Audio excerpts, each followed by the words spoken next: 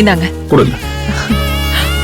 கற்பக லட்சுமியே போற்றிவோம், கனகாபிஷேக லட்சுமியே போற்றிவோம், கன்னியா லட்சுமியே போற்றிவோம், ஆரோக்கிய லட்சுமியே போற்றிவோம். எல்லாரும் என்ன மன்னிச்சிருங்க. ஒரு சின்ன குழப்பம். இந்த சத்யா தேவி உயிரோட இருக்கிற உண்மைய என்கிட்ட இருந்து மறைச்சிட்டா. பாவம், மெச்சூரிட்டி இல்லாத பொண்ணு, அவசரப்பட்டுட்டா. ஆனா இவள மாதிரி நான் இம்மெச்சோர் கிடையாது. அதனால நான் சத்யாவை பெருந்தன்மையா மன்னிக்கிறேன். நிறைஞ்ச சபையில உங்க எல்லாரையுமே சாட்சியா வச்சு இப்ப நான் சொல்றேன், தேவி சத்யா 2 பேரையுமே ஏன் 2 மருமகளா நான் ஏத்துக்கிறேன். இதே மேடையில ஏன் 2 பிள்ளைங்க அபி அர்ஜுன் கல்யாணம் நடக்கும். இந்தாங்க, 2 பேரும் மாலையை மாத்திக்கிங்க.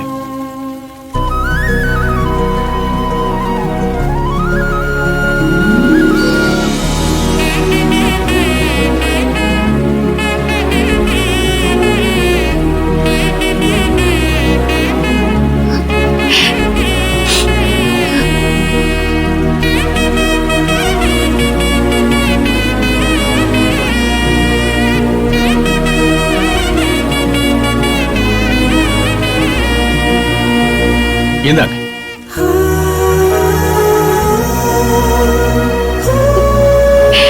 கெட்டிமேளம், கெட்டிமேளம்.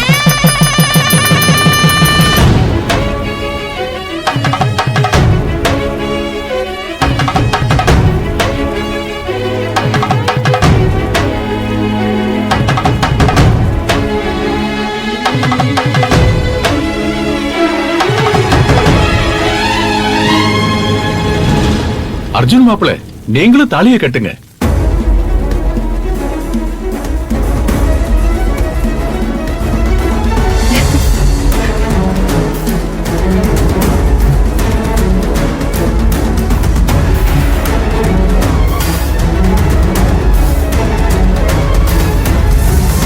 அர்ஜுன், என்ன மன்னிச்சிருங்கம்மா. நான் சத்யாவை கல்யாணம் பண்ணிக்க முடியாது.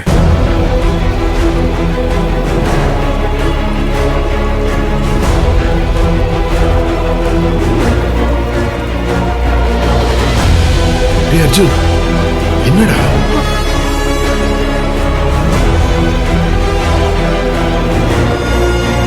அர்ஜுன், சத்யா, நீ என்ன உண்மையா காதலிச்சன்னு உன்னை முழுசா நம்பிதான் இந்த கல்யாணத்துக்கு நான் ஒத்துக்கிட்டேன்.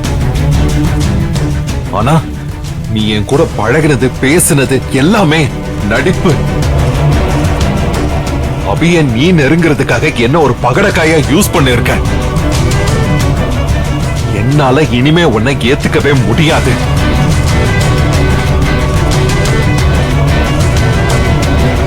அர்ஜுன், அவளை மன்னிச்சு நீ கல்யாணம் பண்ணிக்கோப்பா. இல்லம்மா, காதலே இல்லாத ஒரு கல்யாண வாழ்க்கை எனக்கு வேண்டாமா. என்ன மன்னிச்சிருங்கம்மா.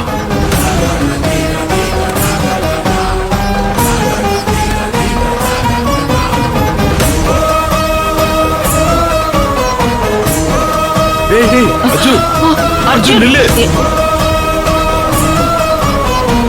சத்யா,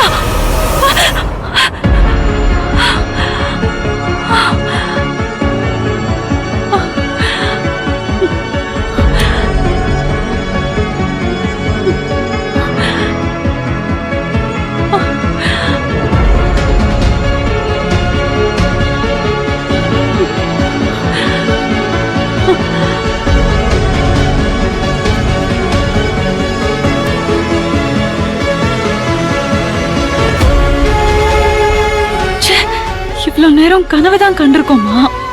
கடவுளே, கனவுல நடந்த மாதிரி கல்யாணத்துல எந்த கலாட்டாவும் நடந்துடக்கூடாது. சத்யா எப்பவுமே சந்தோஷமா இருக்கணும். என்னால சத்யாவோட வாழ்க்கை நரகம் ஆயிடக்கூடாது.